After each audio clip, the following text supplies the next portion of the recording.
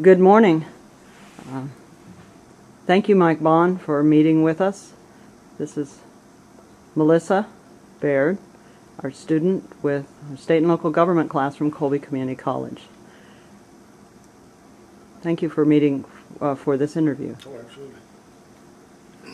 Can you tell us about your background that helps you do your current position of investigator for the Thomas County Attorney's Office?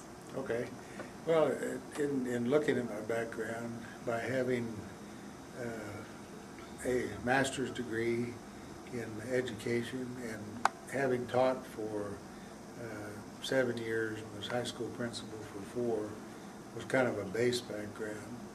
And as for the specific law enforcement, in 1972 I became deputy marshal at Brewster. In 1974 I became the city marshal. And I've been working part-time with the Logan County Sheriff's Office since 1966 as a special deputy. And then in 1985, I became a full-time deputy with the Thomas County Sheriff's Office and worked my way up then until I was able to run for sheriff and served 4 years as sheriff, my term ending in actually in January 2009. So with that background of having involvement with personalities and people and different ages of people, learning how to develop rapport, how to relate, and then having all of the training that I received in law enforcement, that gave me a sufficient background for the position I'm currently in, which is the investigator for Thomas County Attorney. Okay. In your past position in law enforcement, what is the biggest change you noticed over the years? I think the biggest change is that we've seen I use a strange term called stormtrooperization of law enforcement. We used to deal more on a non-formal, if we could come to a resolution of a problem, if it wasn't a major problem outside of the formal court systems, that seemed to work. There was just a more relaxed atmosphere, and we've gotten more so that we're more punitive oriented than we are trying to solve problems. I remember, years ago we could have, if a child was acting badly, we could work with the parents and put them in jail for a few hours, and it would have a telling effect. And anymore, you cannot do that. There are restrictions on what we can and can't do. It's more formalized, and you get people involved in the system, and then they rarely get out of the system once they're in the system. So I think that's one of the biggest changes. And another change would be the increase in technology. When I first started in the early 1970s, late 1960s, with the law enforcement, it was pretty basic. You had, especially in the rural area, you had very little forensic ability to rely on. You sent things in, and sometimes you might get it back, sometimes you wouldn't. But now the system has increased with the increase in technology, so that we have a very good turnaround time on evidence. We have capabilities for conducting interviews and the audio-video, which we didn't have before. So the technology has really changed. What was the hardest part of being sheriff? Well, there'd probably be 2 aspects. One would be in dealing with cases that involved child abuse and spousal abuse.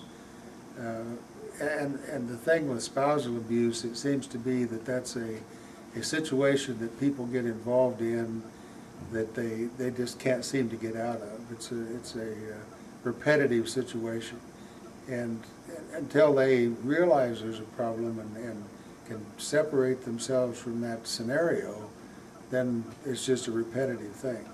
And with children, it's just a tragedy to see what happens to children in our society, and especially with the child sexual abuse. And that was probably the hardest to deal with, and deaths of children, and violent death is probably an area that's hard to deal with. The second area is, is more administrative in handling a staff of 15 of a generational span of younger officers and older officers, because they have different value systems. When the older officers were hired, they took the job as a profession. They were usually on salary, and if they had to work 5 hours or 50 hours, they got the same salary. Well, the younger officer, from my perspective, tends to be more regulated by just a job, and they come in at 8 and they go off at 5, and they want their free time, and there's more of a feeling of entitlement, I think, in youth than we used to see. So in trying to work with that span of ages in a staff, and they didn't always get along, that was probably one of the most difficult administrative things to do. Is there anything else that you would like to share with the students about your current or past position? Well, I think in looking at criminal justice, if students are looking at entering the criminal justice field, I would encourage them strongly to at least get an AA degree and emphasize the psychology, sociology, and especially the English and grammar. One of the problems I see with officers is their ability to communicate, not orally, but when they put it into written form, the misspelled words, the errors in grammar, and they fail to realize that the report that they're presenting is for the prosecution. And when the prosecutor reads a report that has typographical errors, has grammatical errors, doesn't follow an English format as far as creating paragraphs and sentences, it reflects on the law enforcement agency and that officer. So, grammar, the general English classes, sociology, psychology, on how to deal with people, because that's what law enforcement is. It's a people business, and our job is also to see that people's rights are protected. And one of the things that I find amusing is that every officer or every public officer is sworn to defend the Constitution.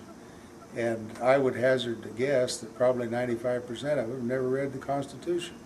So they don't know what they've sworn to protect. And I think that, social studies, learning about the history of the area that they live in. Because if you deal with people in northwest Kansas, it's different than dealing with people in Kentucky, where I got my undergraduate degree. It's a different culture, it's a different setting. And so if you are going to work in an area, you need to learn the mores, the values of the people, and understand just what they expect of law enforcement. Because expectations change from community to community. And they still have to abide by their oath of office to support the Constitution and the laws, but they also need to understand they work within the perimeters of that community's expectations. And sometimes that's very difficult for an officer to train himself to work in that kind of an environment. Okay. Thank you for visiting with us today. You bet. I appreciate it. I enjoyed it. Well, thank you. Thank you very much.